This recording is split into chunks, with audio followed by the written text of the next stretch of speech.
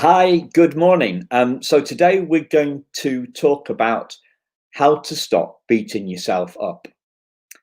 So this I know is a big one. It's a big one for all of us. It's a big one for me as well. And I was thinking about this, how best to do this challenge justice, and this question, this query justice, because we're all looking for the how to's, aren't we? We're all looking for the how to stop beating ourselves up. I'm going to ask a what might seem to be a counterintuitive question. Okay, so who are you? Are you the one? Uh, are you the one that hears the negative voice in your head, or are you the negative voice? Because it's two very different things, two very different things. So we say, I am beating myself up, like I'm putting a fist to my head, but that's in the physical world. In the world that's inside our head, who are we? Are we the voice in our head that's criticizing us, or are we the one that hears that negative voice? Sounds a bit theoretical, doesn't it? Sounds a bit too abstract. Here it is.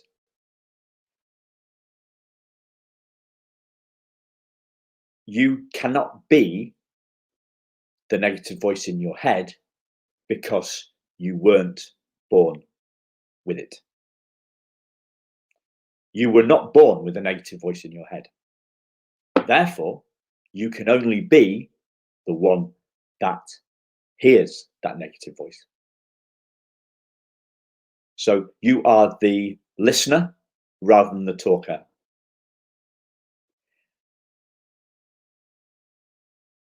We all have a negative voice in our head. We have it, but we are not it. The negative voice in our head is the rubbish that we picked up from the world around us, but it is not us. So this often starts at school. So the teacher says to us, starts comparing us to somebody else. So we're not as good at reading as another child. We're not as good at maths as another child. Starts in the playground. We're not as good at football, hopscotch, whatever. Do people even play hopscotch? Anyone in the playground?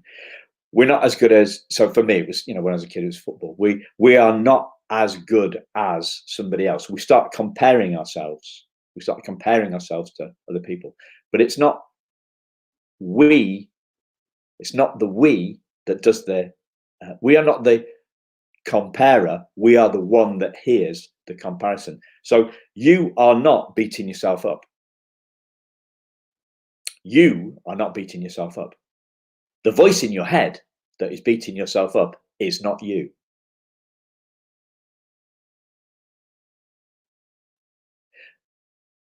You're perfect. And if you doubt me on this, what would you say to your child? Would you want your child to accept the compliment that they were perfect? Would you choose to accept the compliment? I'm giving you a compliment. Would you choose to accept the compliment? Or would you choose to argue with the compliment that I'm trying to give you because of the negative voice in your head that isn't you? Most of us, most of the time, aren't choosing how we feel. We're not choosing what we think. and we're not choosing how we feel.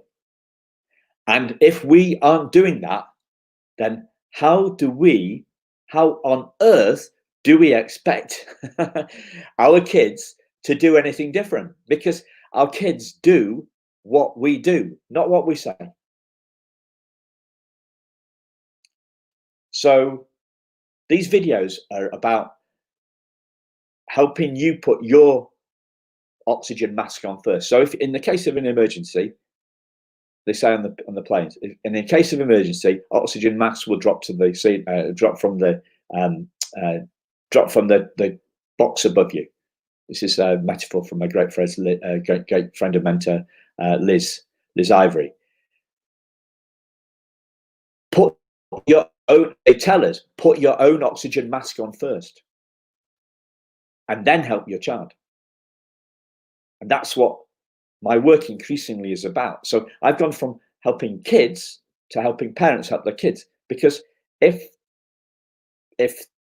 parents know this stuff, what I'm talking about, then they can share it with their kids. You can't share something that you don't have. So I was Googling something this morning and it said 10 ways to make your child happier. Number 1, be happier yourself. Makes perfect sense, doesn't it?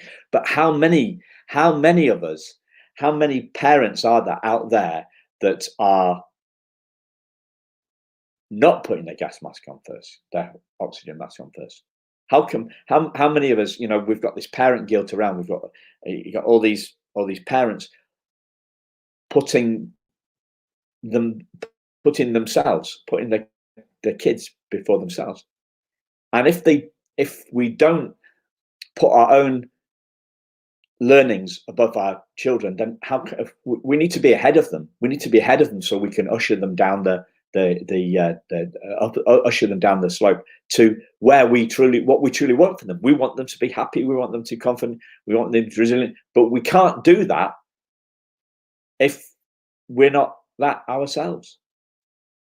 So you are not the negative voice in your head. You are far bigger than that. You are not the negative voice in your head telling you right now that there's too much to learn to do this, that you couldn't possibly learn how to do it.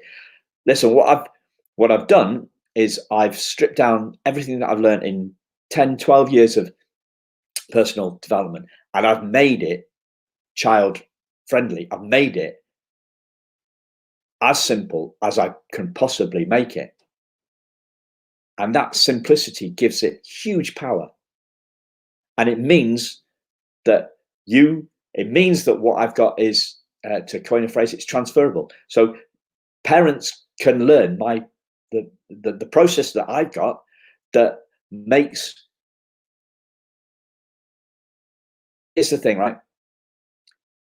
A third of the kids, I've worked with 1,600 kids, a third of them tell me after 40 minutes on a positive, uplifting workshop with 2 minutes about bullying that they are bully proof.